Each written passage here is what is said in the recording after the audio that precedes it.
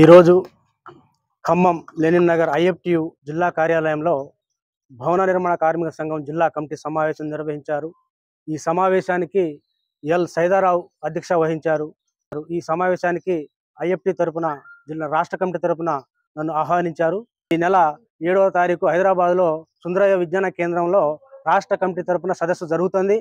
ఆ సదస్సు దేనికయ్యా అంటే, ఇవాళ సమాజంలో ఇప్పుడున్న పరిస్థితుల్లో రైతులు అనేక రకాలుగా కింద అడుగుమందు యూరియా డిఏపి అడుగుమందు లేక అర్ధరాత్రి కూడా సొసైటీ ఆఫీసుల ముందుకు నిలబడి దౌర్భాగ్య జీవితం అనుభవిస్తున్న తిండి తినలేక వాళ్ళు కడుపు మార్చుకొని దేశంకి అన్నం పెట్టే రైతులకు ఇంత దారుణమైన పరిస్థితి ఒడిగడతా ఉంది ఈ రాష్ట్ర ప్రభుత్వానికి, కేంద్ర ప్రభుత్వం కానీ.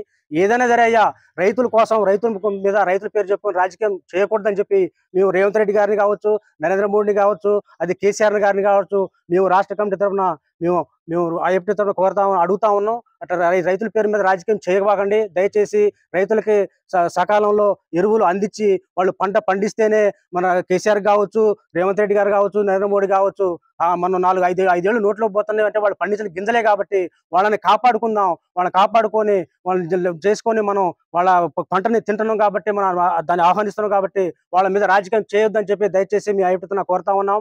ఒకటి. అదేవిధంగా రెండోది, గ్రామ పంచాయతీ కార్మికులు ఉన్నారు, అనేక రకాలుగా గ్రామాన్ని అభివృద్ధి చేస్తున్నారు, చేస్తున్నారు. వాళ్ళకి జీతాలు రక్షణ కల్పించి వాళ్ళకి సరైన జీతం ఇచ్చి వాళ్ళకి రక్షణ కల్పించాలని చెప్పి. ఇంకొకటి, తర్వాత మన అవుట్సోర్సింగ్ కార్మికులు ఉన్నారు సింగరేణిలో, వాళ్ళకి కూడా మంచిగా వాళ్ళకి మంచి జీతం ఇచ్చి వాళ్ళకి కూడా మంచి కాపాడాలని చెప్పి.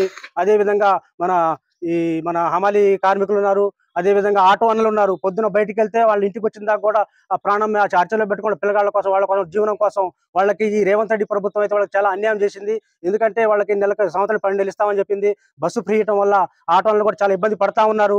వాళ్ళకు కూడా ఆదుకోవాలని చెప్పి ఆటో అన్నలకి సంక్షేమ బోర్డులో ఉన్న మన అమలు అన్నలకి సంక్షేమ బోర్డు ఏర్పాటు చేయాలని చెప్పి మేము ఐఎఫ్టీ తరఫున డిమాండ్ చేస్తా ఉన్నాం. అదేవిధంగా రైల్వే కానీ, అదేవిధంగా మున్సిపాలిటీ కార్మికులకు కానీ కనీసానికి వాళ్ళకి నెలకి కనీస వేతనం 26,000 రూపాయలు ఇవ్వాలని చెప్పి మేము ఐఎఫ్టీ తరఫున డిమాండ్ చేస్తా ఉన్నాం. 2016 జీవో ప్రకారంగా సమాన పనికి సమాన వేతనం కల్పించాలని చెప్పి ఐఎఫ్టీ తరఫున మేము డిమాండ్ చేస్తా ఉన్నాం.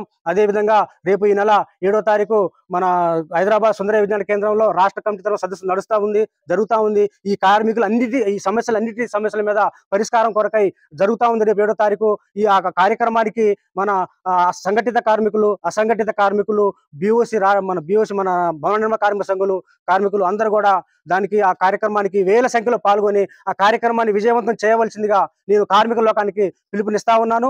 నా పేరు గుగులోత్ పటేల్, ఐఎఫ్టియు తెలంగాణ ప్రగతిశీల భవన ఇతర నిర్మాణ కార్మిక సంఘం రాష్ట్ర ఉపాధ్యక్షుని.